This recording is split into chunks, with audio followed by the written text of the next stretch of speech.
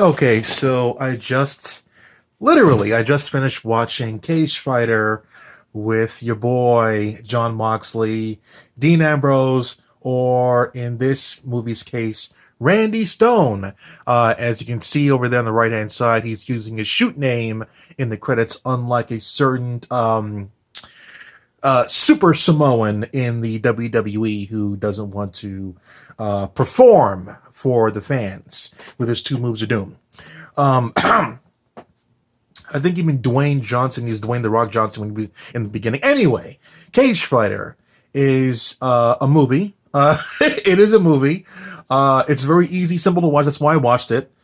I would put the level of care in this movie on the same level of care as the main event movie that I watched about a month ago with that kid who put on a secret mask and got all those powers and then lost them at the last second. Like a lot of other sports movies, all your powers go away at the very end, and then you have to learn how to be yourself. This is the same level of care when it comes to story writing as that movie. Simple, easy to watch. Nothing really is going to be groundbreaking in this movie. It's only interesting of a movie because of the same things we are accustomed to now.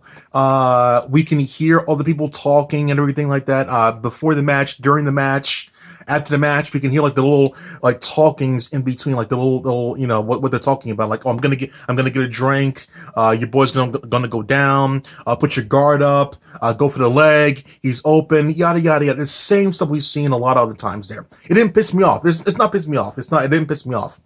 It was just typical stuff. But like I don't see a lot of movies like this nowadays, basically based on combat sports. So I was intrigued based on that alone. Because I like watching UFC, I like watching WWE, yada yada yada, boxing, I like watching combat sports. So I was intrigued by watching that. So the worst part about the movie is the acting in the movie. It's not like egregiously bad. It's just like they could try harder to sell the moments because when he's feeling defeated and the wife is there and she's talking about how you need to get back on the quote unquote get back on the horse, it definitely didn't feel strong enough. It definitely didn't. And there was a lot of times when the character, what's his name? I think Reggie in the movie, he's feeling down and it doesn't feel like he's down. And even John Moxley's acting wasn't really that good either because when he was talking about being a badass, he was smiling. It just didn't feel authentic. Gina Gershon, she's good. She was natural the entire time. Uh, but even the agent guy, the agent. I didn't say Asian like Chinese. No, the agent. He was good. But the main actors were not really that good strongly. But I digress. The problem with the movie is not necessarily their acting. The problem with the movie is that it didn't try hard to be anything unique. There's a point in the fight when the doctor comes in there and you see like a POV shot of the doctor shining a light in his eye. I'm like, okay, all right, is that supposed to be like really cool? But it's not. It's just like you get to hear the doctor a little bit closer, which you sometimes can hear in UFC. It just didn't do anything special. Close-up shots of the people on the ground, getting out of holds, getting into holds, passing guards and whatnot there, countering moves and everything. It was just okay. Let me pause real quick. It was just, like I said, it was just okay. They didn't add anything new to the UFC that you probably didn't already see on TV already. You see, the thing with like, this may be going a little off course, but I'm going to explain in a second here. In Mortal Kombat X and Mortal Kombat 11, right?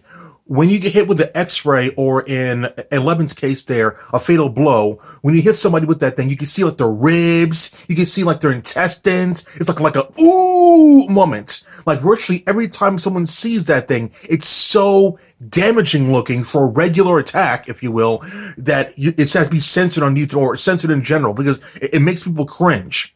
In this one, you didn't really see a lot of. Oh no, you don't. I'm not getting struck down this one. Let me just do that pause real quick. And for some reason, When I go forward, it unpauses, even though it's not supposed to do that.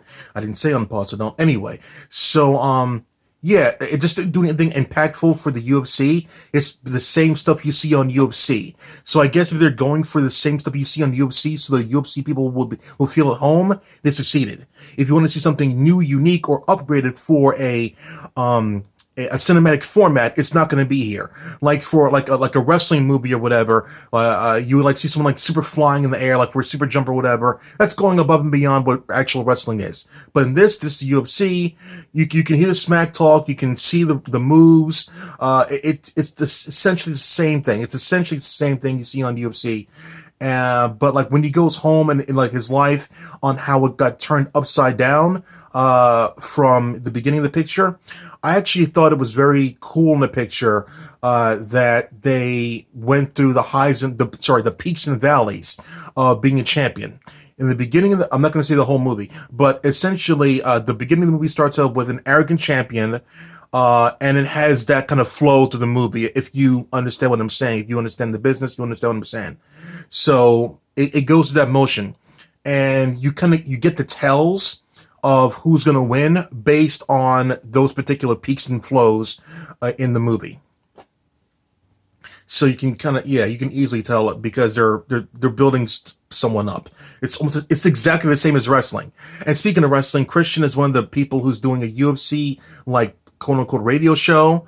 And all the people in the beginning of the movie are like rolling their eyes at, Dean Ambrose, John Moxley's character, Randy Stone, because he's a pro wrestler guy trying to get into the MMA world. Everyone's scoffing, ha ha ha, you can't do what we do, ha, you're a fake guy, you can't do what we do. And, well, things happen, and there's no apology. I'll just put it that way. There's no apology. There's none of that stuff there. Nothing like I was wrong. Nope, nothing like that. They just move on. Like everyone saw that Randy Stone's character was going to win the whole time. That's bullshit.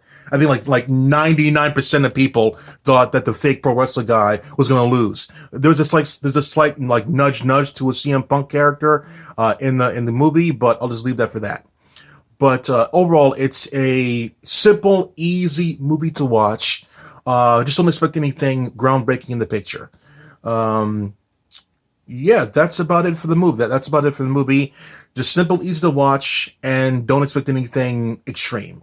I saw Scooby-Doo the other day. That was a much better picture overall, because not only do you get what you expect in Scooby-Doo, you get way, way more with like other people coming in, great camera angles, great effects, great usage of characters. All the acting in the movie is great as well in the picture.